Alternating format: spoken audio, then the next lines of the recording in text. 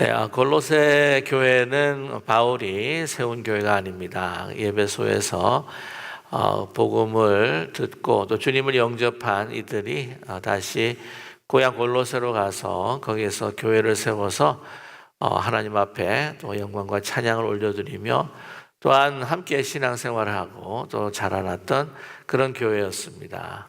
그래서 그 바울이 그 골로새 그 성도들이 정말 믿음, 소망, 사랑 안에서 정말 잘 자라나고 있다라고 하는 소식을 듣고 참 기뻤다. 그리고 또한 너희들에게 또 못다한 정말 그리스도가 누구이신지 또한 교회가 무엇인지를 알려줌으로 인해서 지금 그 잘못된 가르침과 또 교리에 노출되어서 자칫 잘못하면은 이렇게 넘어질 수밖에 없는 그들을 어떤 세우기를 원한다라고 하는 그 심정으로 골로새서를 또한 그 서신으로 적어서 이 교회에 편지로 보내었습니다. 이제 감옥에서 그들을 향해서 이제 서신을 쓰면서 그가 먼저 가지고 있었던 것, 그의 마음에 항상 늘 두고 있었던 말을 꺼내는데 그것은 무엇이냐면은 바로 너희를 위해서 내가 기도를 끝이지 않는다라고 하는 그러한 말입니다. 우리 그 떨어져 있었을 때에 또 정말 가보고 싶고 보고 싶은데 그러지 못할 때, 그리고 또 믿음, 소망, 사랑 안에서 그 복음의 씨가 잘 자라고 있는데 그것이 더 잘 성장하기 위한 그런 사랑의 그 마음으로 늘 생각할 때마다 바울은 어떻게 했느냐 하면은 먼저 주님 앞에 그 기도로 나아갔다고 하는 사실입니다.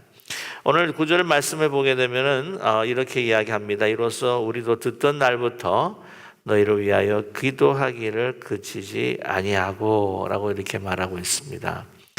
누구를 위해서 기도한다고 하는 것은요, 바로 나의 관심, 나의 생각의 중심에 바로 당신이 있습니다라고 하는 참 소중한 그 격려의 말입니다. 사랑의 언어라고 이야기할 수가 있습니다.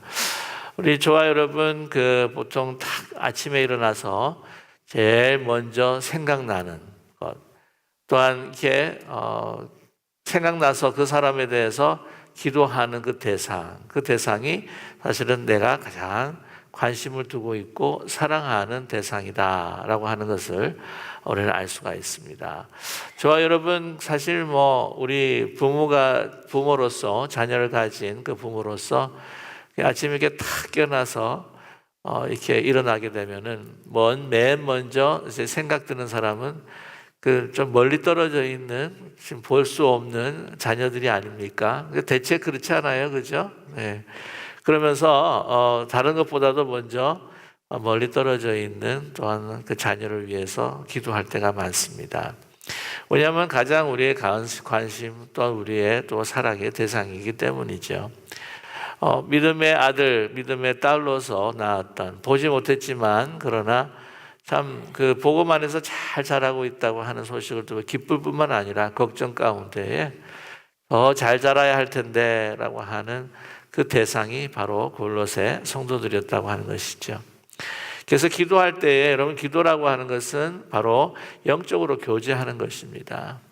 우리가 육신적으로 만나서 우리가 웃고 같이 또 슬픔을 나누고 기쁨을 나누고 하는 것도 너무나도 소중한 것이지만, 그러나 상황이 얼굴과 얼굴을 마주 대하지 못할 때, 떨어져 있을 때에 그 사람과 정말 함께 교제할 수 있는 것, 그것은 바로 기도라고 하는 것이죠. 그건 영적으로 우리가 소통하고 교제하는 것입니다. 기도라고 하는 것은 바로 성령 안에서의 교제라고 하는 것이죠. 성령 안에서의 기도의 교제라고 하는 것은 아시겠지만 시간과 공간을 넘어선 교제라고 이야기할 수가 있습니다. 또한 기도한다고 하는 것은 무엇일까요? 바로 나의 소중한 사람을, 또한 그 사람을 주관하시고 그 역사를 이끌어 가시는 하나님께 그 사람을 맡겨드리기를 원합니다. 여러분, 멀리 있으면요 어떻게 사실은 할 수가 없어요. 그렇지 않습니까? 요즘 같은 카카오톡도 있고 SNS도 있고 다 있어서 금방금방 또 연결하고 이야기를 한다고 하지만, 또 이야기한다고 해서 그 사람의 마음을 움직일 수도 있는 것도 아니지 않습니까? 특별히 좀 오늘 이 믿음의 자녀들에 대한 이야기를 하면서 우리 또 자녀들에 대해서 이야기를 좀 언급하게 되는데요. 성경이 아니라 그 서양 속담인가요? 그런 이야기가 있다고 합니다. 우리에게 자녀를 주신 것은 신이 우리 인간에게 네가 인생을 마음대로 할 수 없는 것이 있다라고 하는 것을 가르쳐 주시기 위해서 이렇게 자녀를 주셨다라고 하는 그 격언이 있다고 합니다. 누구의 마음을, 자기도 자기의 마음을 어찌할 수가 없는데 우리 자녀들의 마음, 또 내가 걱정하고 사랑하는 대상의 그 마음을 어떻게 움직일 수가 있겠습니까? 그렇지 않습니까? 누구에게 맡기는 거죠? 그를 창조하시고 우리를 창조하신 하나님, 우리 인간의 마음을 성령으로서 움직일 수 있는 바로 그 하나님, 그 하나님께 이 사람을 맡겨드리기를 원합니다. 움직여 주시옵소서. 마음을 주님께 향하게 하여 주시옵소서라고 하는 그러한 기도를 드린다고 하는 것이죠. 자, 오늘 말씀을 보게 되면은요, 우리 기도의 내용들이 하나하나 또 나와 있습니다. 예배소서를 보아도요, 이 성도들을 향한 또 기도가 있습니다. 바울의 또 다른 서신을 보아도 그 서신 안에는 그 성도를 향한 기도를 발견하게 되는데, 그 기도의 그 제목들이 무엇인가 하는 것을 또 우리 살피는 것이 중요할 것입니다.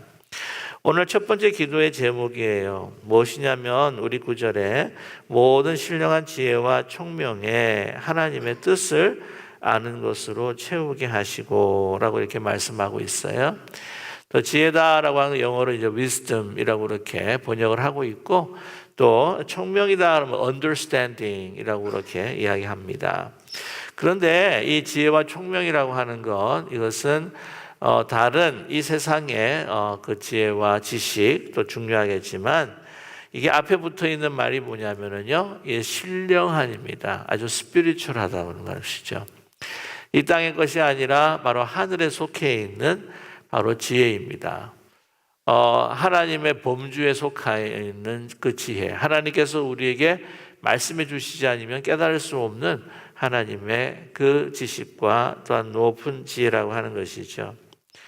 그러한 것을 우리가 알 수 있도록 understanding 하는 총명한, 그것을 꿰뚫어 볼 수 있는 그러한 시각을 가지게 하셔서 오늘 말씀 가운데에 그 중요한 목적이 뭐냐, 그것을 가져서 우리가 어떻게 할 것이냐, 하나님의 뜻을 아는 것으로 채우게 해달라라고 우리에게 말씀하고 있습니다. 다른 지식이 아니에요. 그래서 공부 잘해서 더 좋은 대학을 들어가게 되고 더 좋은 직장을 갖게 되고 더 좋은 성적을 내고 하는 것도 중요하겠지만, 그것보다도 먼저 성도들을 향한 하나님의 그 뜻이 아는 것, 뜻을 아는 것으로 어떻게 해요? 그냥 찰랑찰랑하게 그렇게 담겨 있는 것이 아니라 완전히 채워서 사실은요, 넘쳐 흐를 만큼 그렇게 풍성하게 우리에게 베풀어 주시옵소서라고 이렇게 말씀하고 있습니다. 제일 먼저 간구한 것이 무엇일까요? 하나님의 뜻입니다. 내 뜻이 아니에요.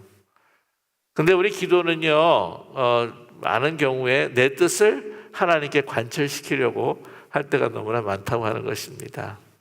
그래서 막 하나님 앞에 조르고 막 하나님 앞에 강청하고 막 하면은 물론 들어주실 수도 있겠지만은, 그러나 이 사도 바울이 골로새 교인들을 향한 그 첫 번째 기도의 제목이 무엇이냐면은 그 기도를 통해서 하나님께서 이루고자 하시는 것, 하나님의 뜻이 너희들 가운데, 너희 가정, 교회, 너희 삶에 이루어지기를 원한다.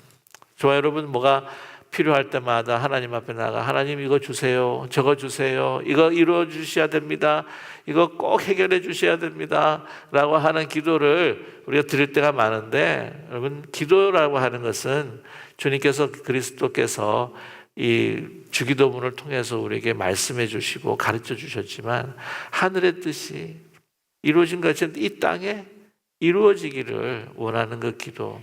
그래서 하나님의 뜻이 이루어질 때 우리의 인생의 목적이 바로 이루어질 수 있기 때문입니다. 하나님의 뜻이 이루어질 때에 우리가 기대하고 정말 하나님께서 기뻐하시는 참된 복이 우리 가운데에 이루어질 수 있다고 하는 것입니다.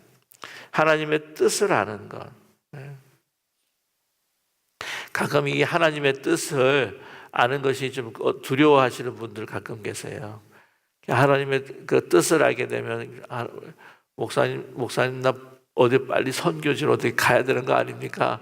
라고 하는 그런 두려움들을 갖고 계시는 것 같긴 한데, 그런 하나님의 뜻이라고 하는 것, 어느 구체적인 것도 있겠지만은, 그러나 하나님의 뜻이라고 하는 것은 이 나 중심의 믿음에서부터 떠나서 정말 하나님께서 이루시고자 나에게 주신 그 은사를 통해서 뭐를 이루시고자 하시는가. 그래서 기도라고 하는 것은 제가 언제 한번 말씀을 드렸지만 질문형 기도가 참 하나님을 기쁘시게 할 수 있다. 그러니까 하나님 앞에 강요하고 이건 이렇습니다가 아니라 하나님, 제가 이런 상황 속에서 하나님의 뜻이 무엇입니까?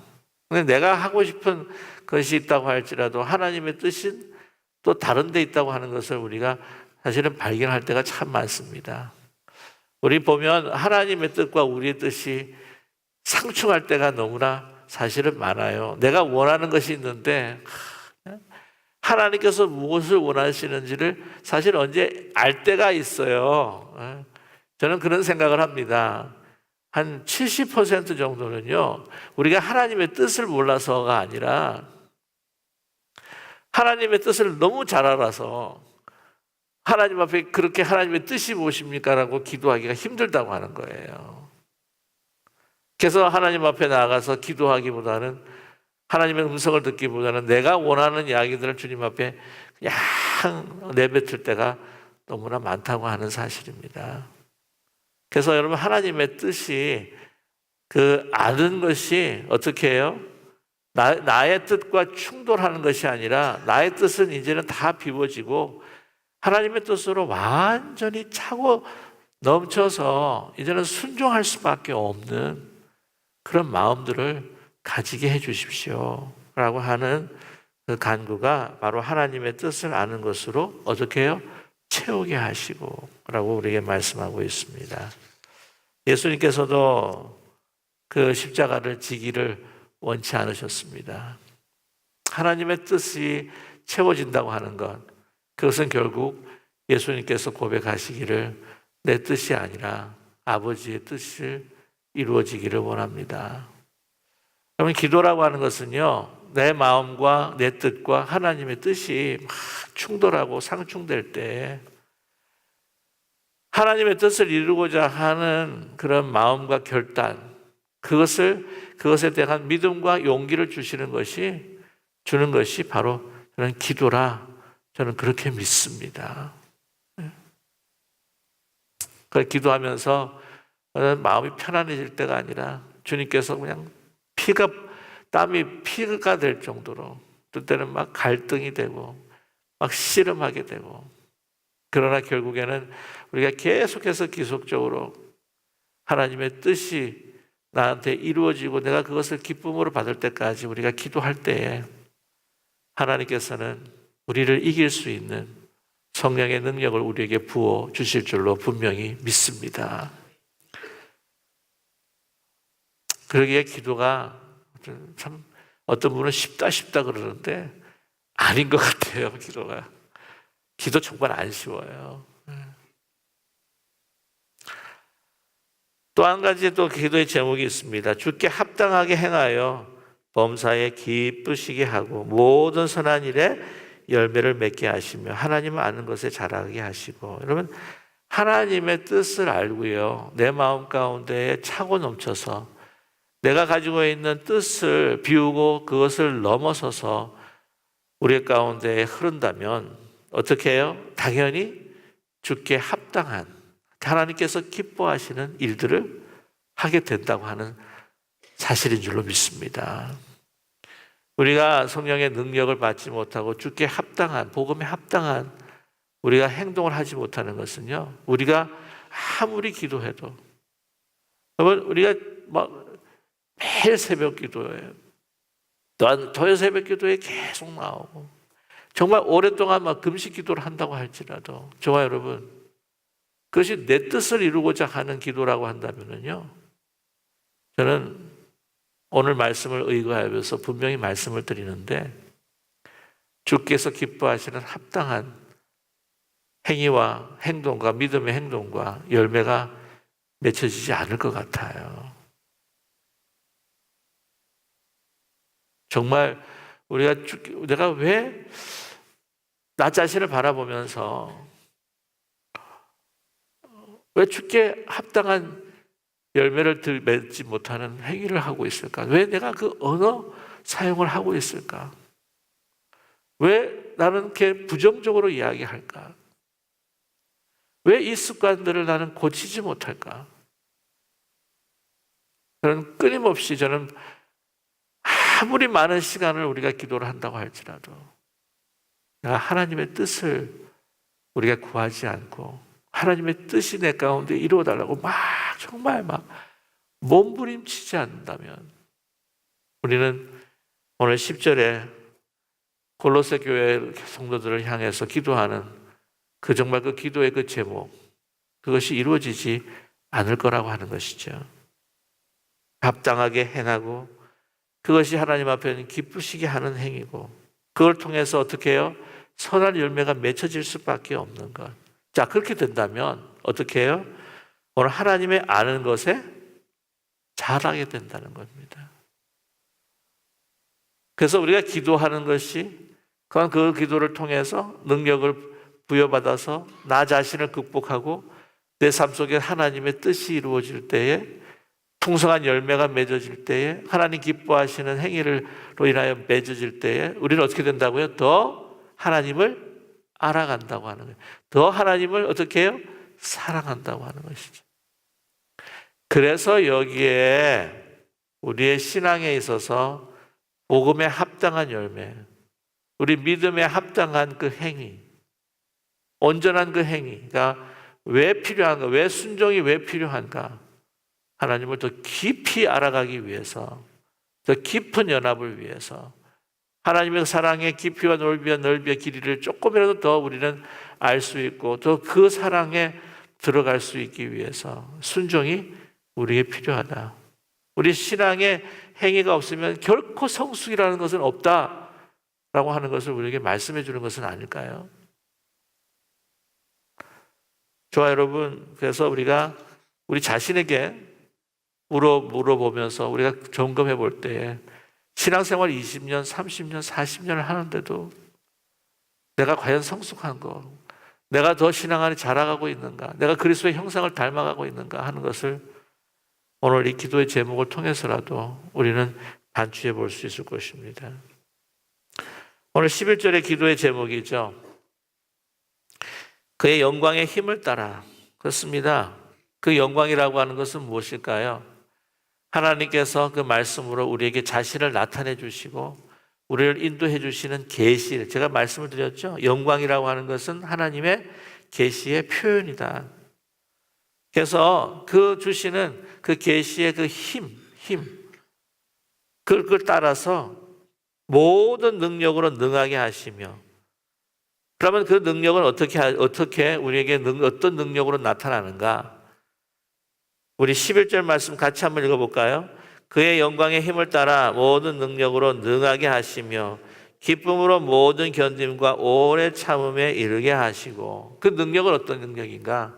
물론 치유할 수 있는 능력, 회복해 하는 능력, 또한 홍해를 가를 수 있는 능력, 이런 것도 다 되지만은, 문제를 완전히 해결해 버리는 어떤 능력, 그것도 될 수도 있겠지만, 그러나 오늘 지금 소수 그리스도인으로서 그 로마의 제국의 땅에서 살아가고 많은 여러 가지 외부뿐만이 아니라 내부에 있는 그 유혹과 여러 가지 그 공격으로 인해서 지금 신앙생활 하고 있는 그들에게 어떤 능력인가? 기쁨으로 모든 견딤과 오래 참음에 이르게 하시고, 바로 이것이라는 거예요. 바울은 빌립보서에 자족하는 능력도 이야기하지만 오늘 이 말씀을 통해서요, 어떤 능력입니까? 견디고 인내하고 오래 참고. 그런데 그것을 그냥 어떤 마음으로요? 기쁜 마음으로.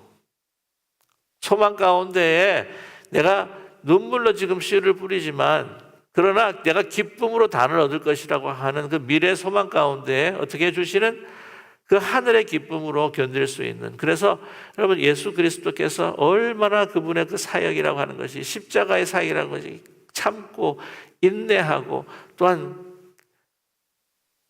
그것을 오래 견디는 그런 사역이었는지 그리스도의 성품을 닮아갈 수 있는 바로 능력이라고 하는 것을 우리에게 말씀해 주고 있습니다. 자, 그러면서 12절이죠. 그러므로 어떤 마음입니까? 우리 12절 같이 한번 다시 읽겠습니다. 우리로 하여금 빛 가운데서 성도의 기업의 부분을 얻기에 합당하게 하신 아버지께 감사하게 하시기를 원하노라 라고 이렇게 말씀하고 있습니다. 그래서 어떤 기도입니까? 감사하는 마음. 감사와 찬양을 올리는 그런 하나님과의 우리와의 그 관계 속에서 우리가 진정 하나님께서 주신 그 성도의 그 놀라우신 그 기업, 어떤 기업이냐고 이야기하면 빛 가운데에서 우리에게 주신 기업. 13절 말씀에 어떤 기업인가? 이렇게 말씀하고 있습니다. 그가 우리를 흑암의 권세에서 건져내사 어떻게 하셨다고요? 그의 사랑의 아들의 나라로 옮기셨다고 하는 거예요. 그러한 기업, 우리에게 주신 기업에 정말 감사하며 그것으로 인하여 우리가 기뻐하는 하나님 앞에 영광과 찬송을 올려드리는 그러한 성도들이 되기를 간절히 원한다. 그래서 저와 여러분, 우리의 모든 행위, 우리의 모든 그 마음, 그것이 우리가 하나님을 깊이 알아가고 또한 순종할 때에 우리에게 더욱더 주어지는 그 마음이 무엇인가? 바로 감사하는 마음이다. 우리가 왜 감사할 수밖에 없는가? 바로 이 하나님께서 우리에게 주신 하나님의 그 아들의 나라로 가게 하신 그 기업이라고 하는 것은 그 영광 가운데 빛 가운데 우리를 비추셔서 그 은혜 가운데 우리가 잘나서 우리가 자격이 있어서 그 나라로 옮겨지고 우리가 사망의 길에서 생명의 길로 옮겨진 것이 아니라 어떻게 해요? 그 영광의 빛 가운데 우리를 두게 하시고 우리를 비추심으로 인해서 그 은혜 가운데 하나님의 나라, 아들의 나라로 옮겨졌다고 하는 그 사실로 인해서 어떻게 해요? 하나님 앞에 감사하는 것. 여러분, 이런 감사의 마음과 삶이 늘 넘쳐나는 저와 여러분 되기를 간절히 소망합니다. 1983년에 그 칼라 페이 타클이라고 하는 한 여인이 있었습니다. 근데 그 친구였던 그 제리 딘이라고 하는 그 친구를 아주 잔인하게 살해해 버리고 말았죠. 그래서 이 텍사스의 그 헌스빌이라고 하는 그 곳에 그 디텐션 센터에 이제 수용이 되었는데 14년간 수용이 되고 난 다음에 이제 사형 집행을 받아서 형장의 이슬로 사라지게 되었습니다. 근데 그녀가 이제 14년 동안 그 복역을 하면서 하나님의 말씀을 듣고 영접해서 주님을 영접해서 정말 그 감옥에서 가장 최고 아주 선한 소위 말하면은 그 죄수들 가운데에서 그냥 가장 우수 죄수로 그렇게 생활을 했다고 해요. 그래서 기독교인으로서 모범수로 이제 살아가면서 그 안에서 많은 이들을 정말 하나님의 복음으로 전하고 그들을 인도했다고 합니다. 나중에 이제 사형 집행을 이제 받으면서 그 제리 딘의 그 자기 친구의 그 가족들을 부르고 또한 그 제리 딘의 그 형님을 이제 불러가지고 그들이 있는 앞에서 사실은 사형 집행을 이제 지켜보는 가운데에서 사형 집행을 받게 됩니다. 근데 14년도의 수감 가운데에 그 제리 딘의 그 형한테 편지를 보내고 또한 그분과의 또 면담을 통해서 결국에는 그 제리딘의 그 형님도요, 기독교인으로 만들게 됩니다. 인도하게 됩니다. 그 가족들도 다 주님으로 인도하게 돼요. 맨 마지막 이제 순간인데, 정말, 마지막 말을 이렇게 이야기합니다. 정말 모든 분들에게 감사합니다.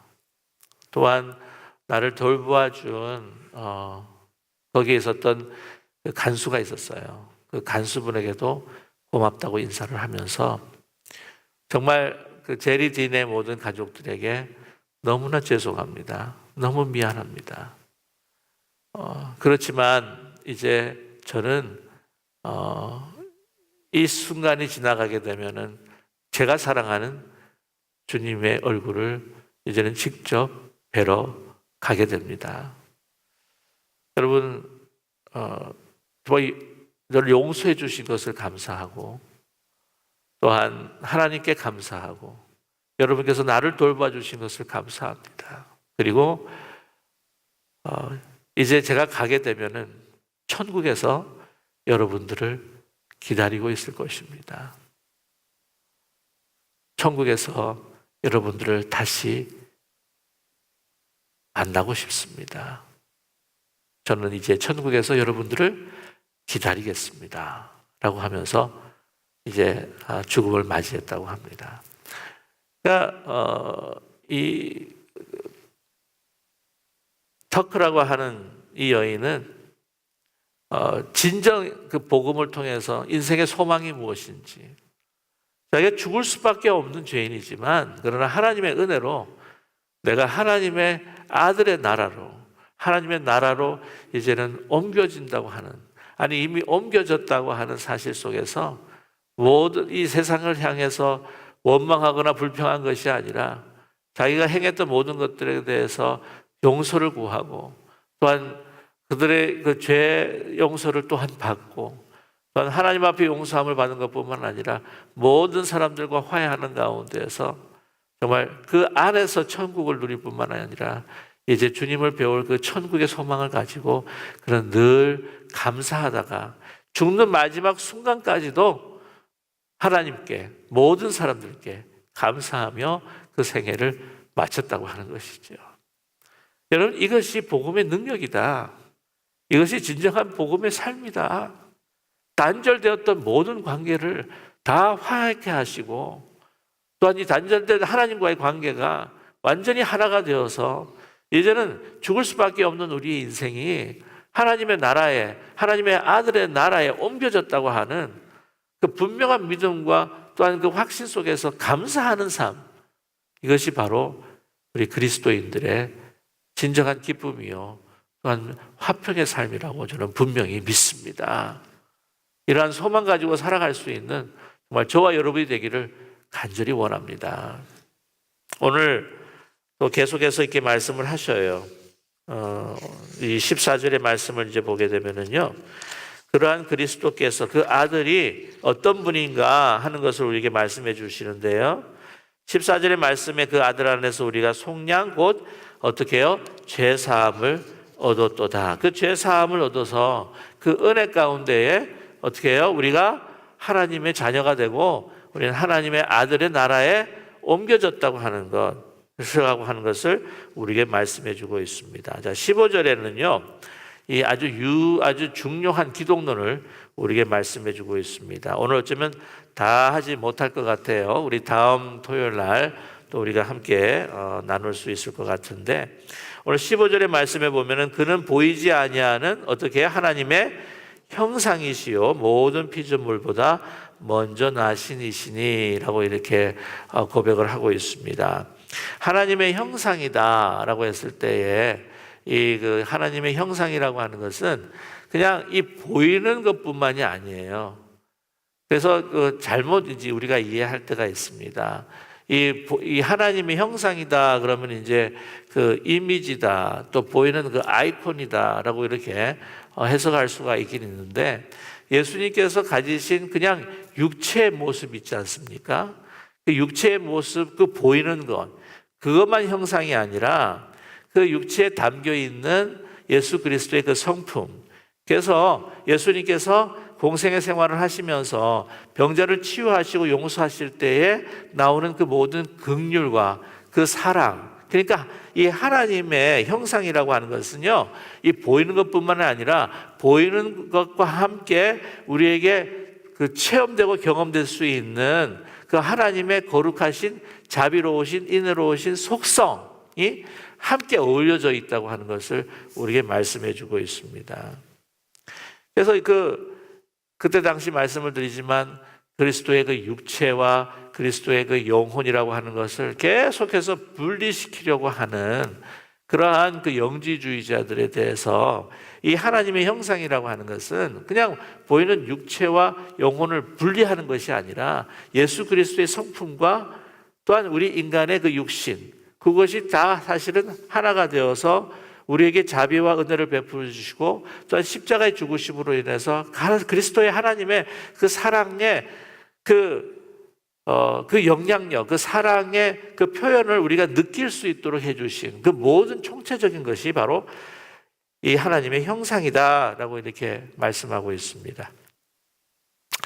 어떤 분들은 오해를 하시는 게 있어요. 모든 피조물보다 넌 먼저 나셨다라고 해가지고는 모든 창조물보다도 나셨지만은 그러나 하나님의 피조물이 바로 예수님이 아니냐, 그리스도가 아니냐라고 이렇게 주장하시는 분이 있어요. 그러나 오늘 이 말씀 가운데에 나셨다라고 하는 것은 시간적인 개념이 아닙니다. 먼저 이 말씀이 뭐냐면은 선재하셨던 분이다라고 하는 의미예요. 우리보다 이미 전에 존재하셨던 분이라고 하는 것을 그 영어도 보면은 이제 begotten son이라고 이렇게 이야기했을 때에 이게 보통 우리 인간의 터미널로지로 이렇게 낳았다.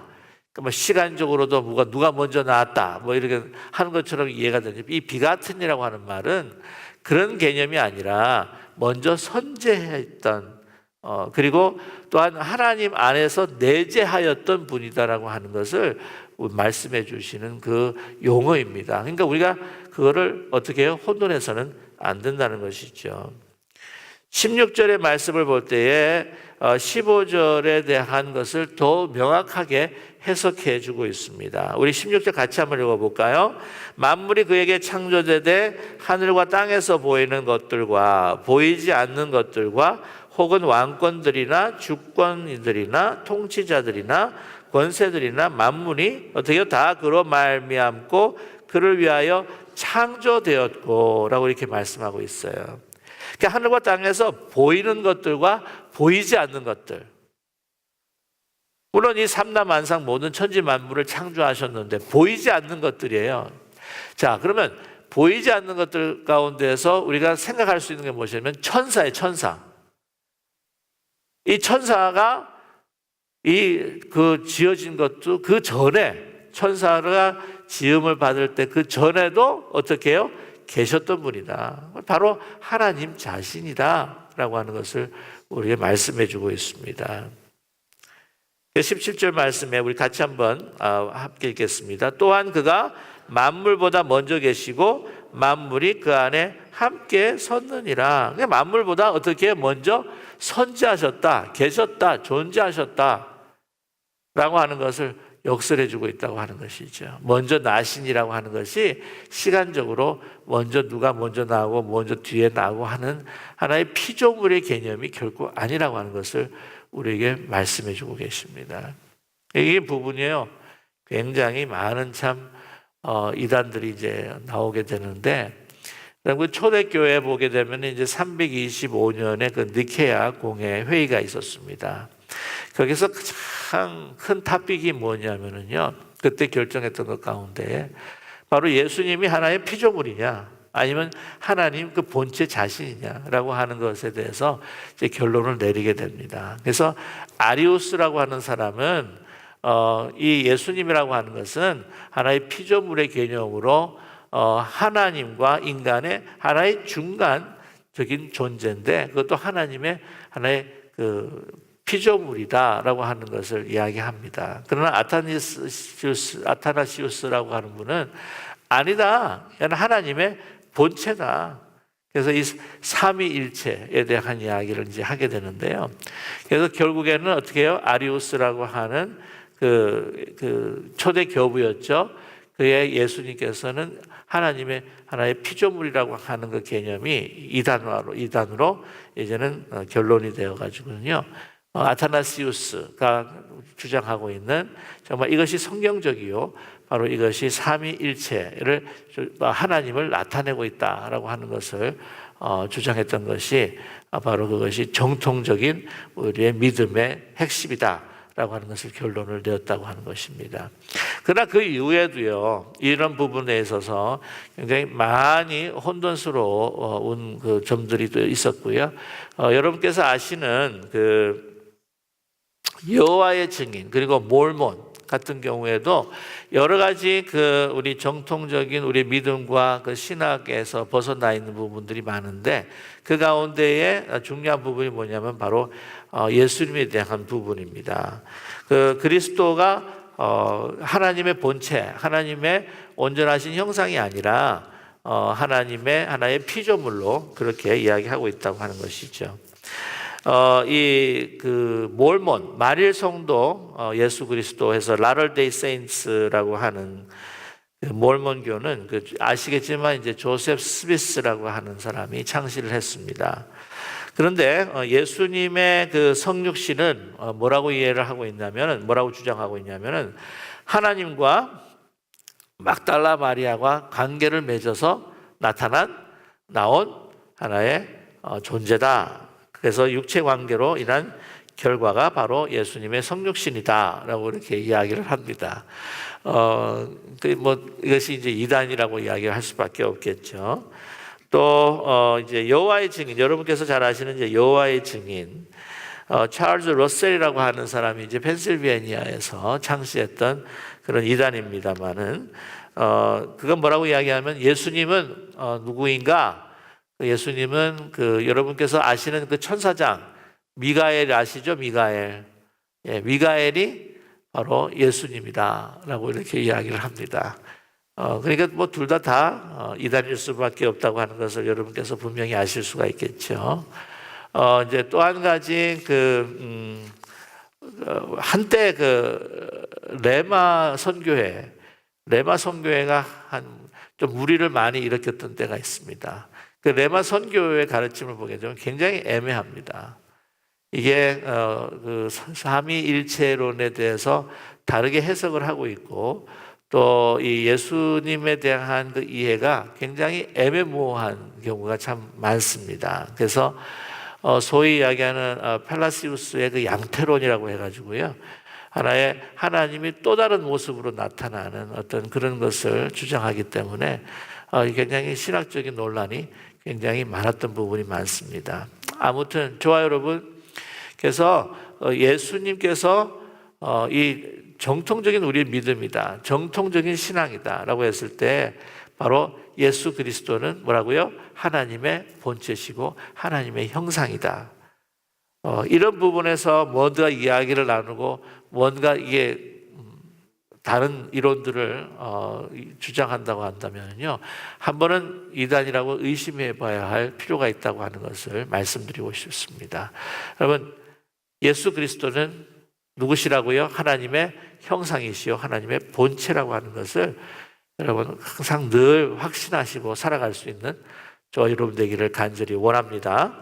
그래야 사실은 우리의 인간의 죄를 사하실 수가 있고, 또한 우리를 다시 어떻게 하나님의 자녀로 우리가 연합하게 할 수 있는 그 분이 바로 우리 예수 그리스도 구주가 되신다고 하는 것이죠. 오늘 17절 말씀을 보게 되면은요, 다시 말씀을 드리지만, 만물보다 먼저 계시고 만물이 그 안에 함께 섰다라고 이렇게 이야기를 하고 있습니다.